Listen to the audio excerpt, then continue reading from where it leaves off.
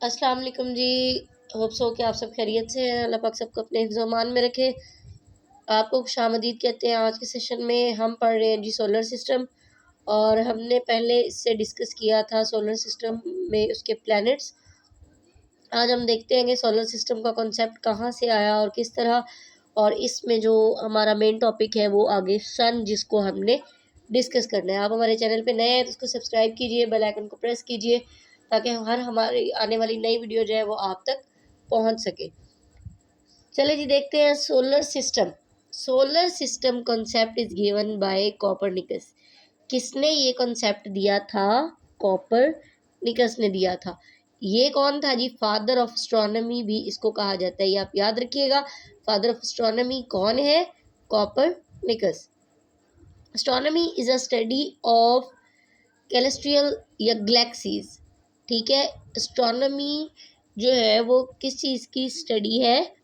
Celestial galaxies. Astrology is study of stars and planets. Astronomy और astrology, इसमें difference याद रखिएगा। एस्ट्रोलॉजी स्टार्स या प्लैनेट्स के बारे में है, और एस्ट्रोनॉमी जो है ये कैलेस्ट्रियल या गैलेक्सीज के बारे में है।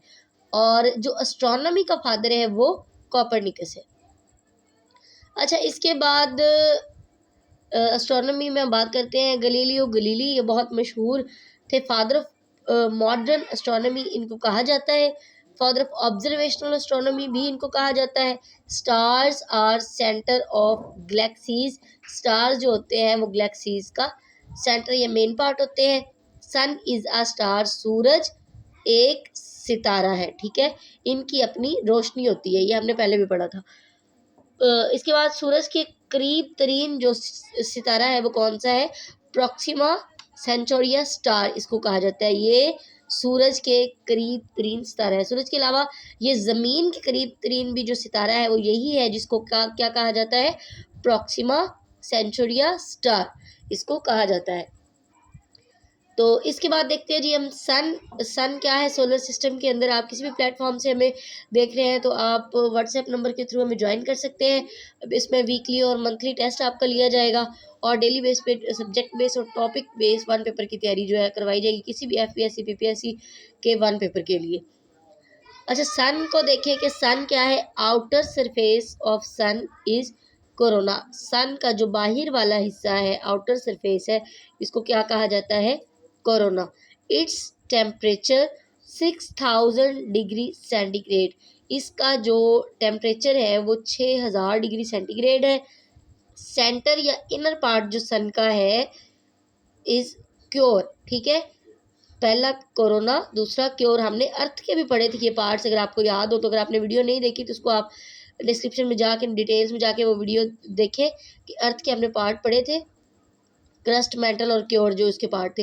ये अब सन की बात करें तो उसका जो आउटर पार्ट है वो कोरोना और सेंटर पार्ट क्योर, और its temperature is 15K to 20K degree centigrade. ये इसका टेम्परेचर है। सन हैज़ डिफरेंट गैसेस। सन पे मुख्तलिफ गैसें जो है वो मौजूद होती हैं। ये गैसें हमने ज़मीन पे भी पढ़ी थी, ज़मीन के एटमॉस्फेयर में भी पढ़ी थी, कितनी कितनी मिकदार में मौजूद होती हैं। आप हमारी वीडियो देख सकते हैं जाके, और इसमें डिफरेंस याद रखा करें ट्रिक्स के साथ। आप ऐसा भी कर सकते हैं कि इसको एक ही पेज पे राइट करके, जो इसमें परसेंटेज है सन में, जो अर्थ के एटमॉस्फेयर में परसेंटेज है वो भी, और जो अर्थ में एटमॉस्फेयर उसकी जो है परसेंटेज गैसेस की, वो भी लिख के, तो आप इसको इस तरह भी याद कर सकते हैं। तो हाइड्रोजन गैस जो है 70.8% है सन पे, ये सबसे ज़्यादा है। हाइड्रोजन गैस सबसे ज़्यादा है। हेलियम गैस इसके बाद जो 27% है, और बाकी जितनी भी गैसेस हैं इस पे वो 2% है। इसके बाद अगर हम सन के रिएक्शन की बात करें, जिस तरह हमने अर्थ की रोटेशन और रेवोल्यूशन देखी थी, तो सन के अंदर जो है वो रिएक्शन होता है जी। एक फिजन रिएक्शन होता है और एक फ्यूजन रिएक्शन होता है। इसको याद रखिएगा। जिस रिएक्शन में यू आ रहा है ना, फ्यूजन में आ रहा है सेकंड वाले में, यानी कि वो फ्यूजन है, वो सन के अंदर होता है। ठीक है, रिएक्शन दोनों ही होते हैं, एक सन के बाहर होता है और एक सन के अंदर होता है, यानी इनर उसकी स्पेस में। एक आउटर लेयर होती है और एक इनर लेयर होती है उसमें, जिसमें फ्यूजन जो रिएक्शन है ना वो सन के अंदर होता है।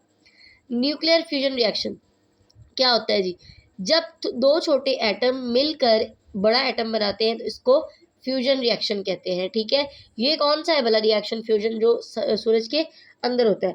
ایک ایٹم جو ہائیڈروجن کا ملے, دو ایٹم ہائیڈروجن کے ملے تو یہ انرجی بناتے ہیں. ٹھیک ہے, سورج پر سب سے زیادہ گیس کون سی پائی جاتی ہے؟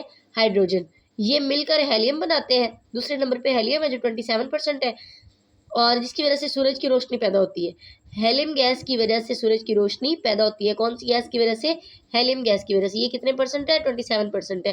ہائیڈروجن کتنے پرسنٹ ہے؟ 78% ہے. سورج پر ایک دن ایسا آئے گا جب ہائیڈروجن ایٹم سورج پر ختم ہو جائیں گے. اس وقت سورج بے نور ہوگا. جب ہائیڈروجن ایٹم ختم ہو جائیں گے تو سورج بے نور ہو جائے گا, کیونکہ یہ مل کے ہیلیم بناتے ہیں اور ہیلیم آگے روشنی بناتے ہیں. اس کی اپنی روشنی جب نہیں رہے گی تو یہ اندھا ہی ہونا ہے اس نے. اس کو وائٹ ڈوارف کہا جائے گا. وائٹ ڈوارف, جب اس کی یہ بے نور ہو جائے گا تو اس کو کیا کہا جائے گا؟ White dwarf. اس کے بعد فیژن ریئیکشن ہے. جب ایک بڑا ایٹم دو چھوٹے ایٹم میں ٹوٹتا ہے تو وہ بھی انرجی پیدا کرتا ہے. دو ایٹم جب ملتے ہیں وہ بھی انرجی پیدا کرتے ہیں. جب ایک ایٹم بڑا دو ایٹم میں ڈیوائڈ ہوتا ہے, ٹوٹ کے تقسیم ہوتا ہے, تو وہ بھی انرجی پیدا کرتا ہے, ریویل کرتا ہے. ٹھیک ہے, وہ فیژن ریئیکشن کہلاتا ہے. پہلے والا فیوژن ریئیکشن. فیوژن ریئیکشن میں دو چھوٹے ایٹم مل کر بڑا ایٹم بناتے ہیں تو انرجی پیدا ہوتی ہے. ہائیڈروجن کے دو ایٹم ملے تو انرجی بنی. اور فیژن ریئیکشن میں ایک بڑا ایٹم ٹوٹا تو اس کے ٹوٹنے سے جو انرجی ایکزیل ہوئی اس کو فیژن ریئیکشن کہلاتا ہے. یہ ایٹم بام جو ہے وہ اسی ریئیکشن سے بنا تھا.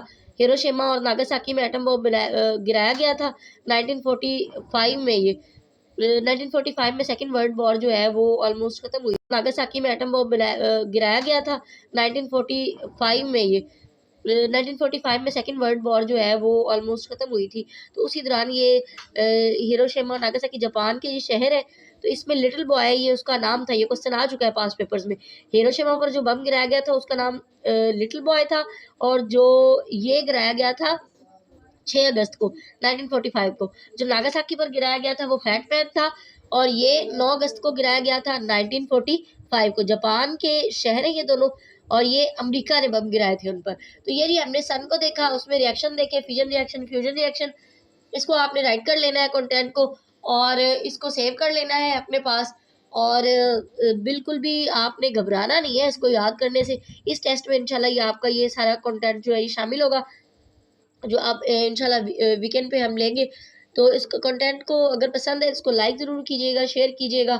تب تک کے لیے اجازت دیجیے, کل دوبارہ حاضر ہوں گے ایک نئی ویڈیو اور نئے ٹاپک کے ساتھ. اللہ حافظ.